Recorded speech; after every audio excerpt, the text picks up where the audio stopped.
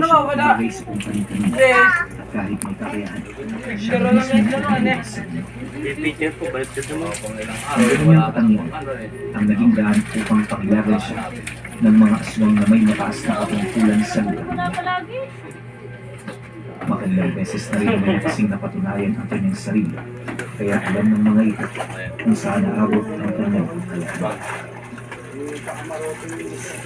Hindi lang bilang abilidad niya ang kinakatakutan ng mga nila, tapos maging ang kanyang prinsipyo sa iyo.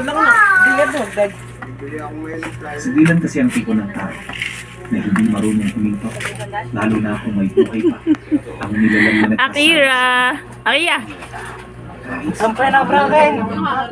Susundan nito Akira! parusa na nagbago sa mga kasalanan nito. Ano na?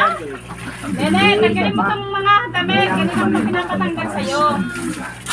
Ay, tanggalin mo na lang yan, Fran. Katunayan, kahit patay na ang amang mait, hindi naalis sa kanya ang katapatan ng mga nilalang sa kabilang kanan. Sa halos na nagkakaroon niya ang pangalawa sa mga nilalang. Akira, si Akira na lang. Akira! Akira!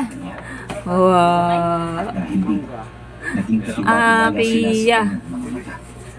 Akira! Ngiti ikaw, Akira. Siya umalis ng sikip. Akira, ngiti ikaw. Dali, para ikaw katulad ni Kuya Ichan. Sa matandang kabila. Tulad ikaw ni Kuya Ichan, ngiti nga ikaw. Matagal na to. Oh, nagsusulat si Kuya Ichan. Di ba na?